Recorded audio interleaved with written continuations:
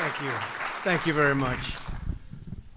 Great to have you, and I hope you all had a truly wonderful Independence Day weekend. In spite of the heavy rain, and it was really heavy, we had a remarkable salute to America on the National Mall. It was incredible, actually.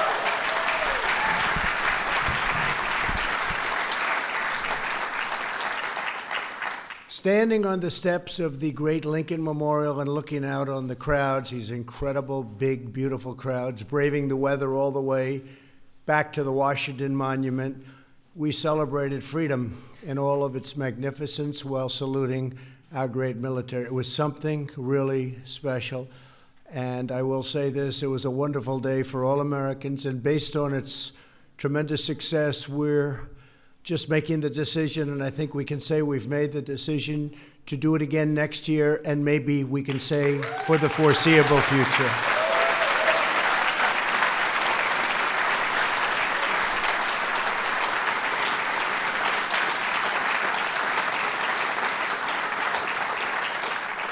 As we celebrate our nation's founding, we're reminded once more of our profound obligation to protect America's extraordinary blessings for the next generation and many generations, frankly, to come.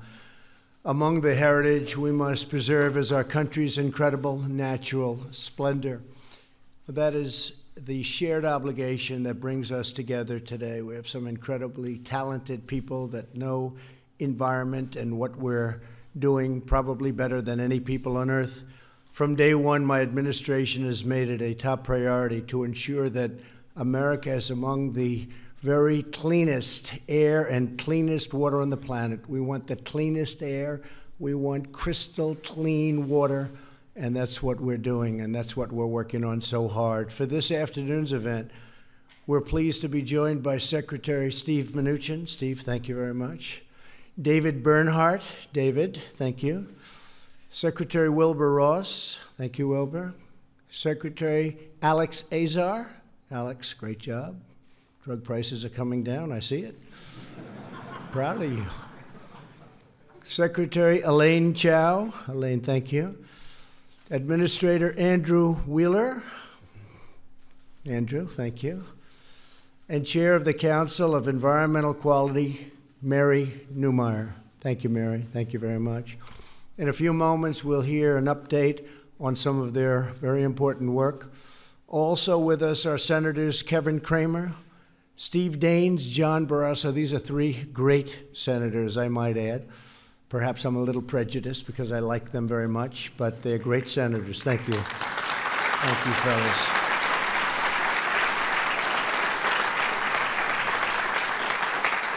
And Congressman Bruce Westerman, and thank you, Bruce, for being here. Appreciate it very much. Thank you all for being here.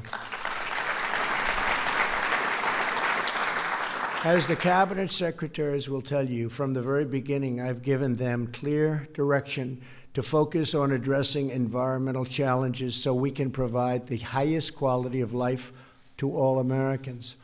In addition to clean air and clean water, that means being good stewards of our public lands, prioritizing cleanup of polluted lands that threaten our most vulnerable citizens and threaten them very dearly, and implementing pro-growth policies to unlock innovation and new technologies which improve American life and America's environment. So important. These are incredible goals that everyone in this country should be able to rally behind, and they have rallied behind, and they've rallied behind in a very Republican and Democrat way.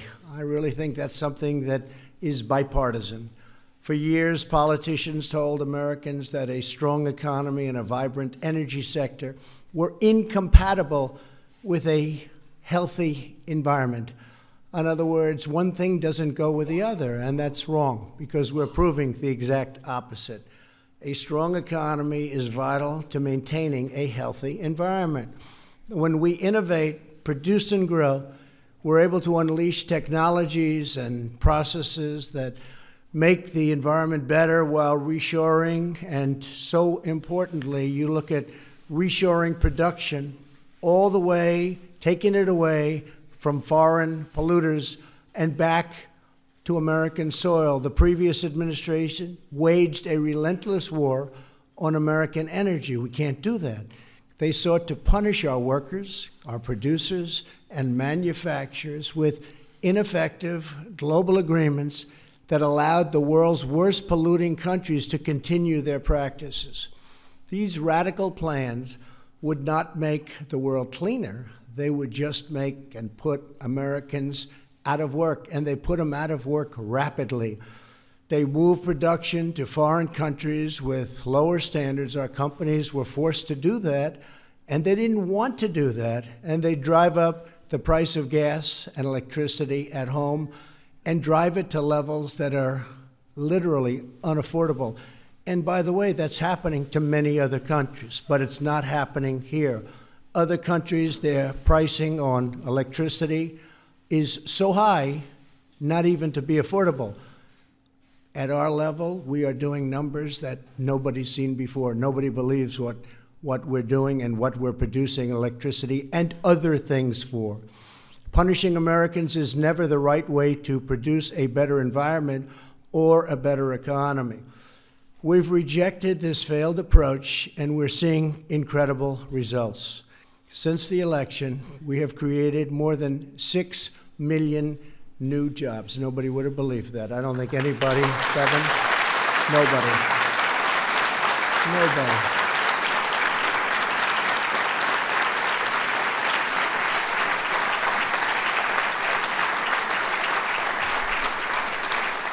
If I would have said that during the campaign, it wouldn't have been a pretty picture the next day as I read the headlines. 6 million new jobs. Unemployment has reached the lowest rate in a half a century. And we have more people working today than have ever worked in the history of our country. We're getting very close to 160 million people, which is unthinkable. If you go back 3 years and you said 160 million people, they would say unthinkable. We're unlocking American energy, and the United States is now a net exporter of clean, affordable American natural gas. We're exporting all over the world.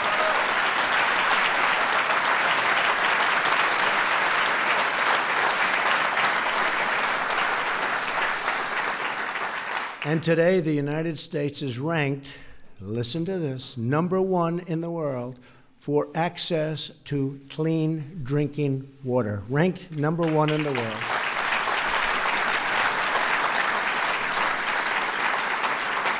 One of the main messages of air pollution, particulate matter, is 6 times lower here than the global average. So we hear so much about some countries and what everyone is doing. We're 6 times lower than the average. That's a tremendous number. Since 2000, our nation's energy-related carbon emissions have declined more than any other country on Earth. Think of that. Emissions are projected to drop in 2019 and 2020. We're doing a very tough job, and not everybody knows it, and that's one of the reasons we're here today to speak to you. Every single one of the signatories to the Paris Climate Accord lags behind America in overall emissions reductions. Who would think that is possible? For this reason, in my first year in office, I withdrew the United States from the unfair, ineffective, and very, very expensive Paris Climate Accord.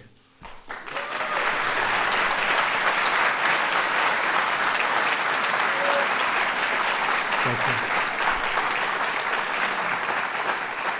Thank you.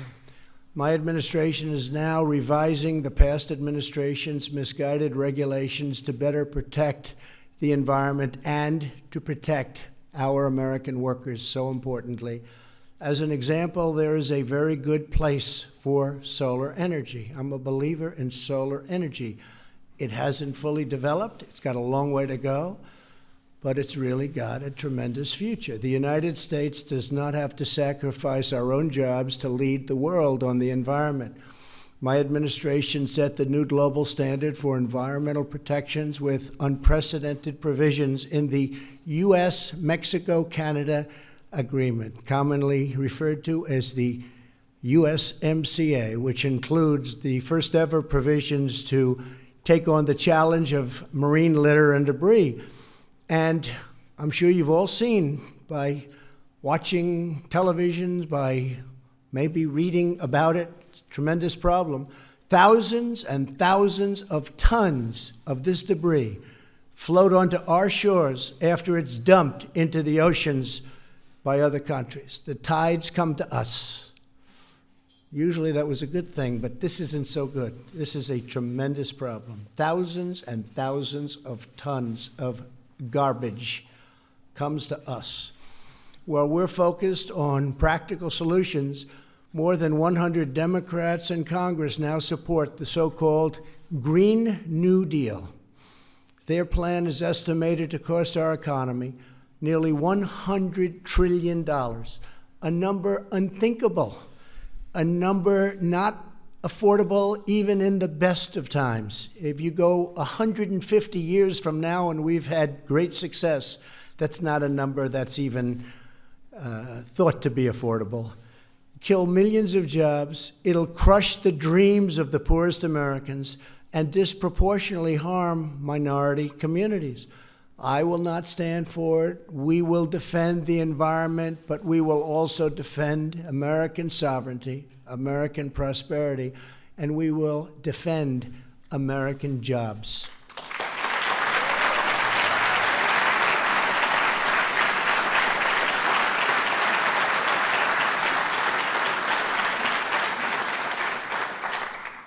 We've refocused the EPA back on its core mission, and last year the agency completed more Superfund hazardous waste cleanups than any year of the previous administrations and set records in almost every year. We have done tremendous work on Superfunds. To name just two examples, we've made great strides cleaning up damage near a paper plant in Kalamazoo, Michigan, something that was beyond fix-up. They thought it was never going to happen, and also the Westlake landfill in Missouri. This year, we've also directed $65 million in brownfield grants to clean up even more contaminated sites in 149 American communities. Think of that, the vast majority home to lower-income citizens. That's some project.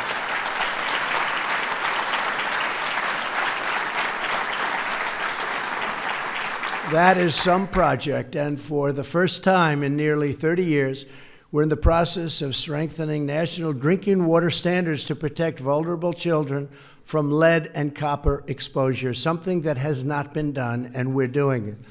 And last month, our EPA took the first major action, nearly 2 decades, to reduce exposure to lead-contaminated dust. I signed America's Water Infrastructure Act along with these great gentlemen right here. We worked very hard on that, very, very hard, and it wasn't easy, to further approve and improve drinking water infrastructure and support other critical projects. Our administration has directed over $500 million to fix Lake Okeechobee, the Herbert Hoover Dike. I was out there 3 months ago with your new great governor and senator, actually, from Florida. We had our 2 senators. We had Rick Scott, Marco Rubio, and our great new governor, Ron DeSantis. We were all out, and we made a certain commitment, and the commitment has already taken place, and they're fixed in Lake Okeechobee. People are very happy about it in the Florida Everglades. We're restoring the ecosystems in the Everglades. And I also signed legislation authorizing $100 million to fight red tide, a big problem that some people don't know about, but when you do know about it, that means trouble because it is bad. And other toxic algae that damages coastal areas, it's causing tremendous havoc, and we have a way of straightening it out, and we'll get it done. We're joined today by Bruce Robach, owner of Billy Bones Bait and Tackle in Port St. Lucie, a place I know very well, Florida. His business was devastated by toxic algae from Lake Okeechobee. Bruce, please come up and tell us about what's happened and what we're doing for you. Where is Bruce? Oh, Bruce, hi, Bruce. Hi, Bruce.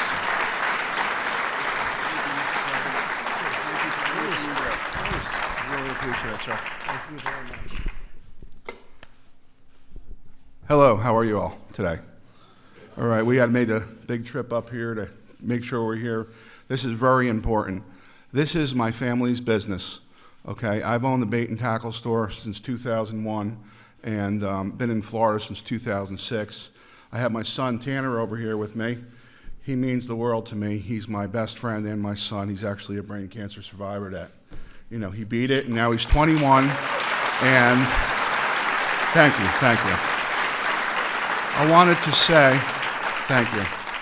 I wanted to say that, Mr. President, you're not only doing a tremendous job all the way around, but you jumping into this environment brings my heart to warmth, knowing that what you're doing is the truth. It's going wonderfully. My business in 2018 was so horrible. I own 2 stores. We closed several days a week because of, you know, the algae and people being frightened if they were afraid to touch the water and everything. I have a marine mechanic. I just wanted to say really quickly, has a bad infection in his arm from the marine algae and stuff. But basically, your completion of this Herbert Hoover dike is going to make a tremendous difference because we can store more water in Lake Okeechobee, safely store it there so the residents that are around there are safe. We care and we're concerned about them, us on the coast, believe me, and that the water does not go into the Caloosahatchee, into the St. Lucie estuary. It's full of contaminants and fertilizers. And Mr. President, you mentioned about the red tide. It is a natural occurrence.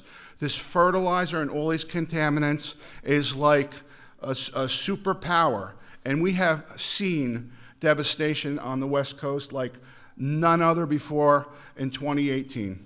So, I mean, I'm just so grateful for all the work you're doing, sir, and everything, and the Everglades restoration. And also, I heard great news that the dike is going to be finished much sooner, 2022 than expected. So, I personally want to thank you because this year they're not dumping, our businesses are doing better. My wife don't yell at me as much. Well, that always happens. So. Yeah, she says to me, "You're going to be by the president talking," and I says, "Oh, I don't need no list or whatever. I got a big mouth. I talk. I don't care. I'm proud. I'm proud of who I am and what I am. I'm a licensed charter boat captain, and I've done it since I'm 25 years old. And I just want to say thank you for the opportunity to speak. Thank you for everything you're doing, sir. I speak for so many people. You bring my heart to warmth for everything you're doing and all the way around.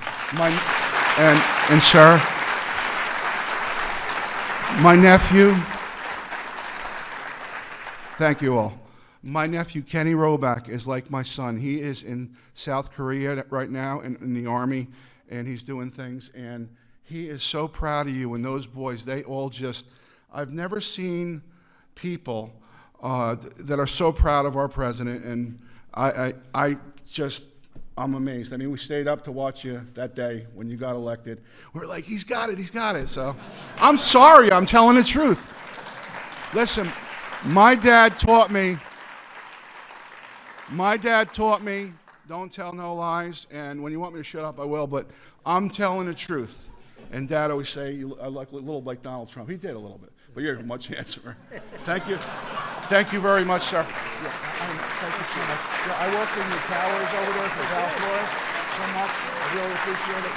Thank you, sir. You have no idea how many people appreciate everything you've done. I mean, thank you so much. Really nice. I appreciate it. I appreciate it. Thank you very much. And I want to say one final thing. I got a big mouth. God bless America and God bless our president. Give him a hand. Trump 2020. Thank you, Bruce. Wow. Well, that was unexpected. We appreciate it, Bruce. That's better than any speechwriter I could get, right? Who am I going to get like that? I appreciate it. Thank you. Thank you very much, Bruce. Earlier this year, I also signed the Save Our Seas Act to protect our oceans from waste and pollution. To improve water access worldwide, we're supporting the development of breakthrough technologies with the Department of Energy's Water Security Grand Challenge. My administration is strongly promoting bipartisan solutions for conservation, and we're really getting along very well with the Democrats on that one. We're getting things done.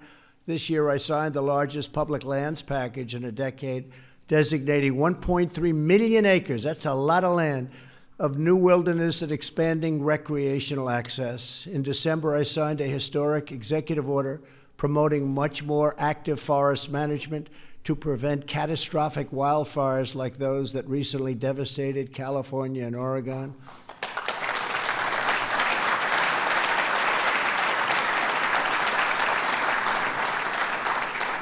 I went to the fires in California and I said, it's also management. It's a lot of things happening, but it's management. You can't have dirty floors. You can't have 20 years of leaves and fallen trees. After the first 17 months, they say the tree is like a piece of tinder. You have to be very careful, so you can't have that. That's why you have so many fires. And I will say this, spoke with the governor of California, spoke with many people, and the process of cleaning is now really taking precedent. A lot of people are looking at forest management. It's a word that people didn't understand last year, and now they're getting it. And you don't have to have any forest fires. It's interesting. I spoke to certain countries, and they said, sir, we're a forest nation.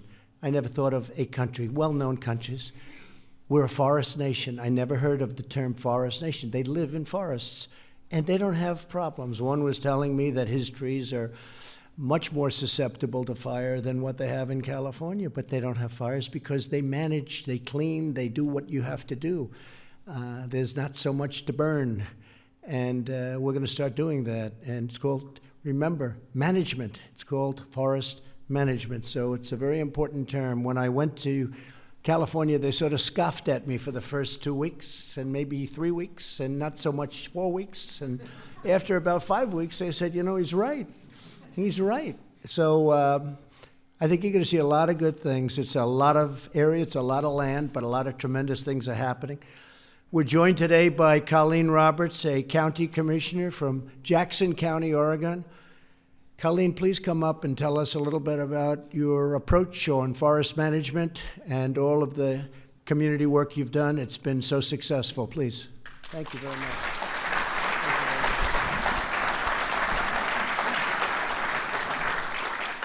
So I want to thank our President Trump and your administration, sir, for this opportunity, this great opportunity to be here today and speak on this very important issue. And in support of your executive order to reduce the hazardous fuel loads in our federal forests. Jackson County, the county I am from, Southern Oregon, comprises about 50% of federal lands to be managed by our federal agencies. And previous administrations have allowed these lands to be mismanaged and thus are burdened with the heavy fuel loads. Wildland fire policies also allowing management objectives to be attained through prescribed burning during our fire season is flawed. Our board has studied and successfully shared information with neighboring counties and NACO, the National Association of Counties, in an effort to achieve wildland fire policy changes. We've suffered through years of hazardous wildfire conditions and during toxic smoke events for the past 2 years that endured not just for a day, but 3 and 4 months on end, and it has adversely affected the health of our residents and our economy. Fuels reduction through the executive order that our president has put forth and fire policies can work together for healthy forests and public lands that our citizens deserve. In all of this and more, you, President Trump, have become a friend and the biggest ally to the counties in this great country. And I'm here to say thank you and support you. Thank you so much.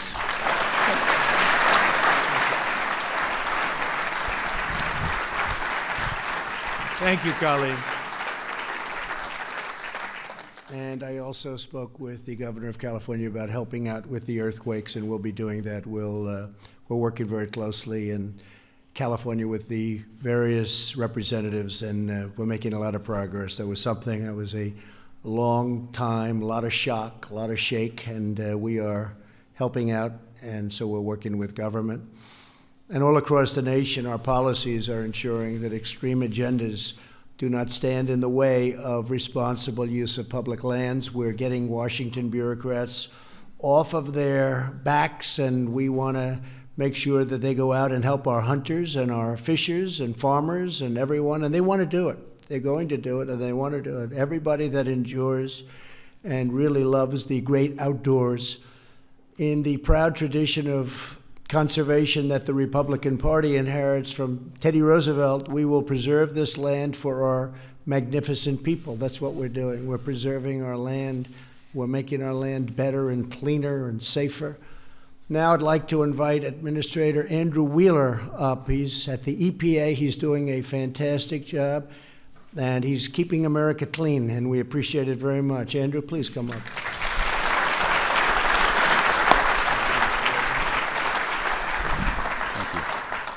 Thank you, President Trump, for your leadership and the opportunity to share our environmental progress with the American public. When you asked me to take the lead at EPA 1 year ago, you asked me to do 3 things: continue to clean up the air, continue to clean up the water, and continue to provide regulatory relief to keep the economy growing. The President knows we can do all 3 at the same time. And here's the evidence.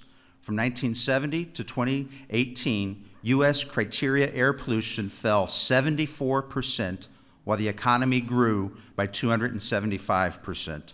Under your administration, emissions of all the criteria air pollutants continue to decline. For example, yes.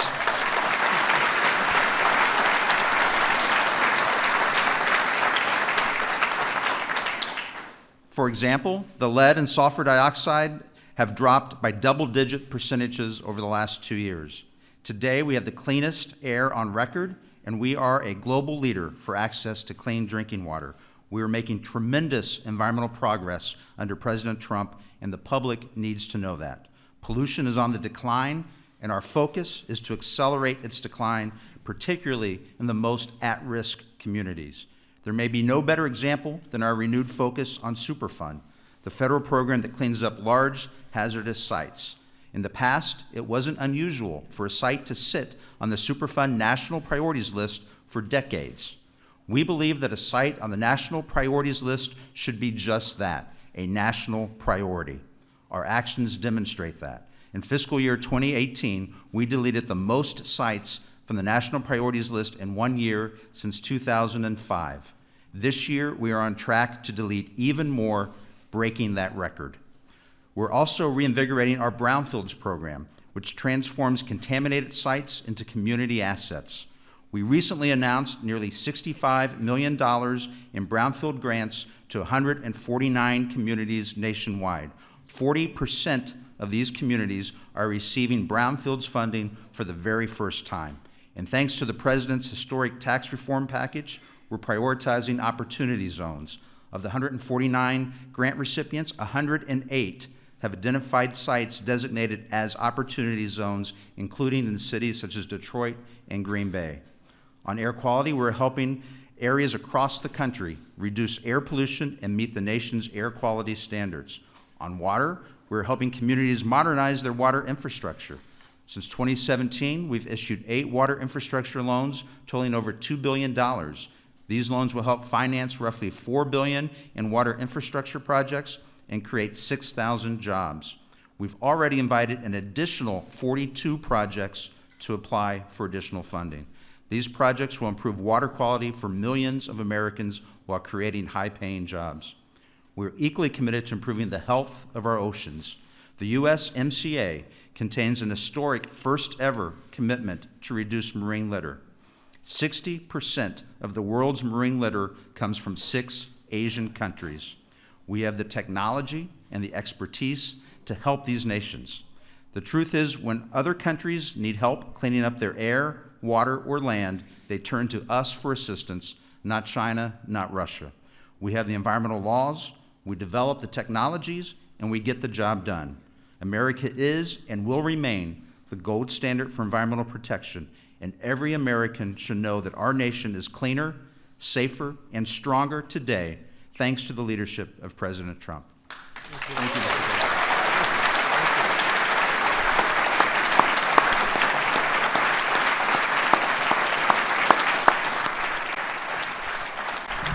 Thank you, Andrew. Fantastic job.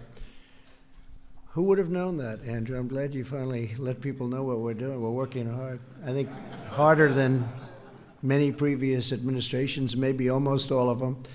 I'd like to invite Mary Newmeyer to the podium, and Mary has some terrific things to say, and I appreciate you being here, Mary. Thank you very much. Please.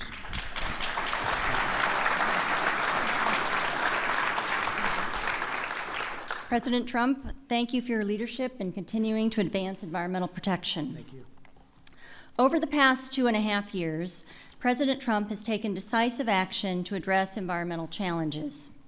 At his direction, federal agencies are more efficiently implementing air quality standards, more actively managing our nation's forests to improve their health and reduce wildfire risks, promoting reliable water supplies and deliveries in the western United States, increasing federal coordination in the environmental review and permitting process, and efficiently managing federal operations to save energy and water, reduce waste, and cut costs. Under the President's leadership, across the federal government, agencies have continued to improve their energy and environmental performance and to reduce greenhouse gas emissions from federal operations. One of the many important areas where President Trump has taken action is with regard to ocean policy. Our country is blessed with some of the most beautiful coastlines in the world. Our beaches are places for our families to enjoy, especially at this time of year. Our oceans provide a way of life, support diverse marine species and habitats, and offer recreational opportunities. Our oceans also support the livelihoods of millions of Americans. Coastal communities depend on clean, healthy waters. Under President Trump's direction, agencies are improving the management of our ocean and coastal waters for present and future generations of Americans. A little over a year ago, President Trump signed an executive order directing federal agencies to improve coordination on ocean-related matters, work with state-led regional ocean partnerships, expand federal access to federal ocean-related data, and maximize the effectiveness of agency investments in ocean research. Federal agencies are working with state, regional, and other stakeholders to address coastal and ocean management challenges. The agencies are also prioritizing research to better understand and protect our coastal environment, to improve our knowledge of our vast oceans, and to develop next-generation ocean technologies. This fall, the administration will convene a summit to promote partnerships in ocean science and technology. The summit will showcase American leadership and engage the research community and the private sector to explore the unknown ocean, advance marine science, and promote new technologies. In addition to implementing the Save Our Seas Act signed by President Trump, our federal agencies have also prioritized addressing the harmful effects of marine debris. This administration has engaged with members of Congress, conservation organizations, the private sector, and other nations. It is critical that we effectively take action on this issue and improve the health of our oceans. The administration is committed to ensuring that we are good stewards of our environment while supporting American prosperity. We look forward to continuing to address our nation's environmental challenges and to improving quality of life for all Americans. Thank you very much.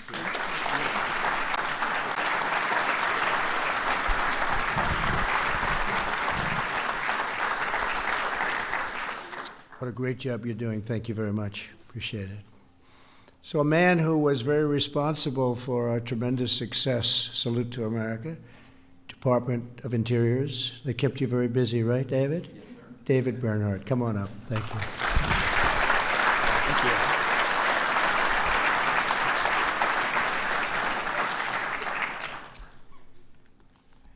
Good afternoon. It is an honor to serve a president who has been focused on conservation stewardship since day one. The president mentioned that he signed into law the largest public lands legislation in over a decade. Thank you all on your side.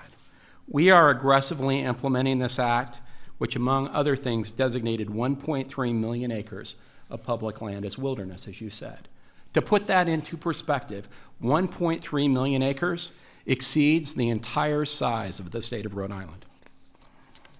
Today, the geographic area of our nation's wilderness system is actually larger than every state in the Union except for Texas and Alaska.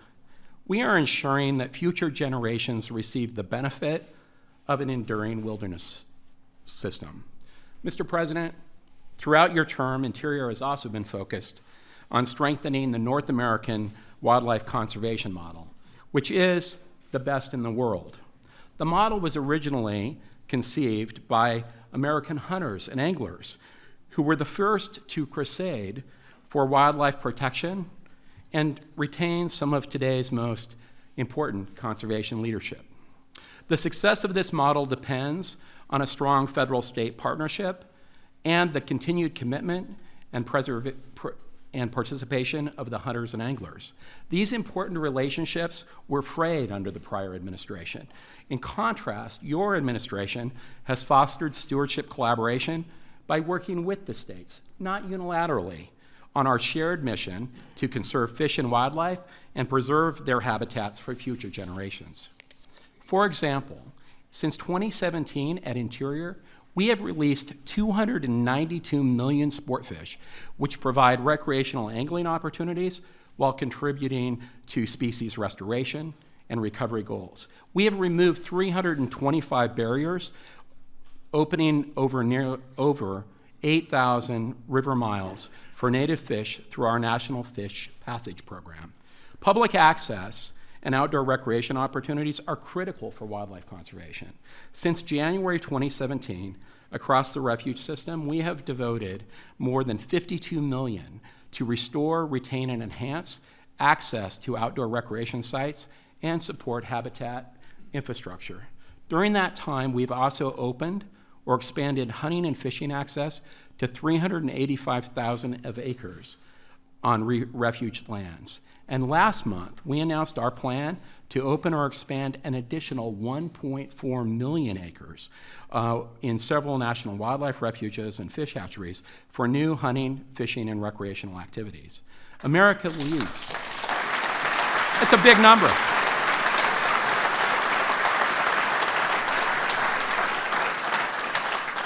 The reality is that America leads the world in wilderness and wildlife conservation efforts. And under President Trump's common sense leadership, every day at Interior, we are increasing access to our public lands, increasing recreational opportunities on those public lands, and enhancing our conservation efforts. So thank you. Thank you.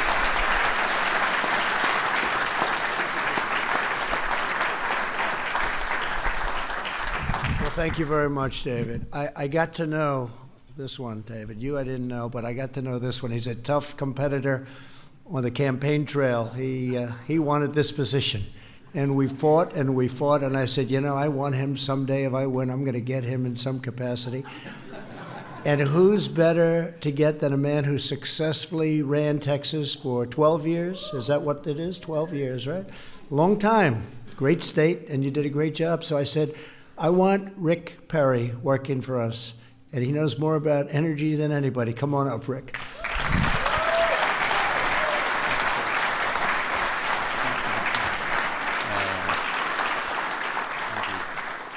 Mr. President, I want to tell you that last Thursday was a big day for me. In the morning, I got to welcome my first grandson into the world.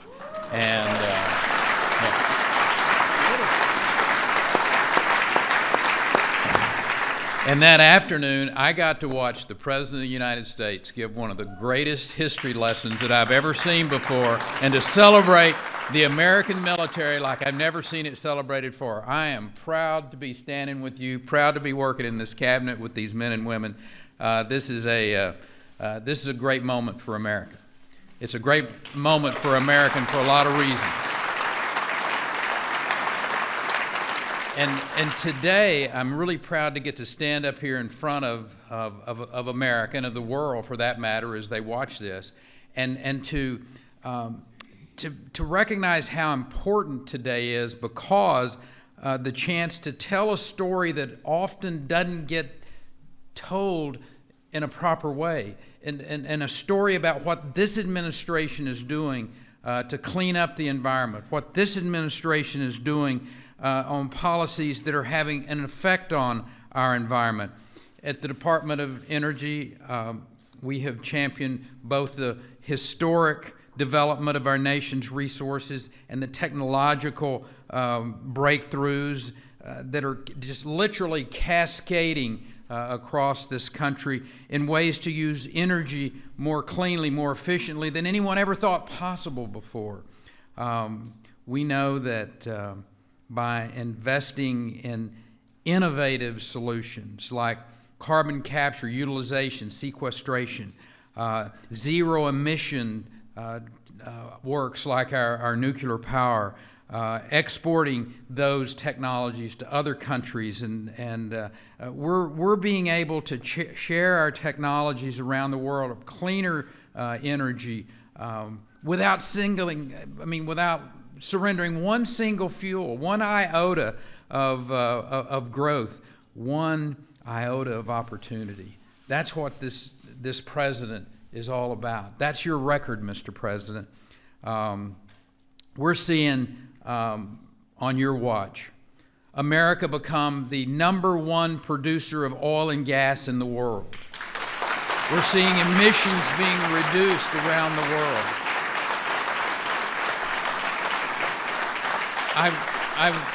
I was with some of our friends from the European Union and reminding them about what you're being able to do in this country with the innovation. We're being able to deliver liquefied natural gas to them so they can move away from these dirtier burning old inefficient plants and bring a cleaner environment to those countries. It's our national labs at the Department of Energy. Elaine, we've talked about this, and you've seen this through your years, where this technological revolution that is occurring, and we're not only increasing our energy supply, but we're making it cleaner. We're doing it in a way that the world is enjoying with us. So, and at your direction, Mr. President, DOE launched, as you mentioned earlier, the Water Security Grand Challenge. Using the power of competition, the Water Security Grand Challenge will spur innovation and advances in transformational technology that are going to meet the global need for safe, affordable, beautiful, crystal clear water.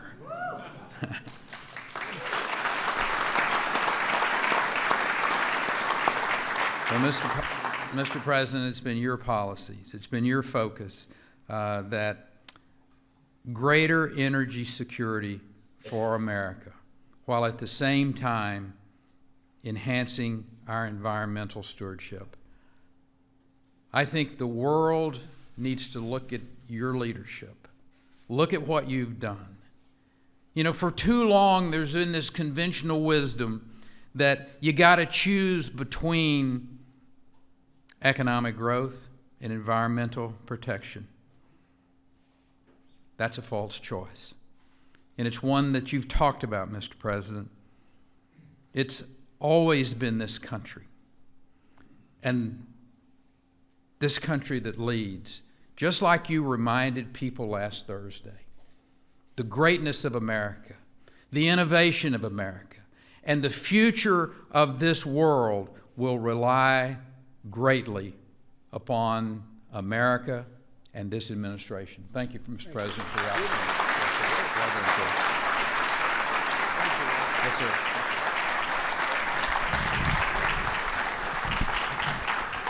And what Rick has done with our nuclear supply, nuclear energy, and all forms of nuclear has been absolutely incredible in a very short period of time. I want to thank you. That's fantastic. So important, the job you're doing. Thank you very much, Rick. When I ran for president, I pledged a strong, growing economy and a healthy environment because I believe that we can pursue both at the same time. We have only one America. We have only one planet. That's why every day of my presidency, we will fight for a cleaner environment and a better quality of life for every one of our great citizens. Above all, we will remain loyal to the American people and be faithful stewards of God's glorious creation from sea to shining sea. Thank you all very much for being here. God bless you, and God bless America. Thank you.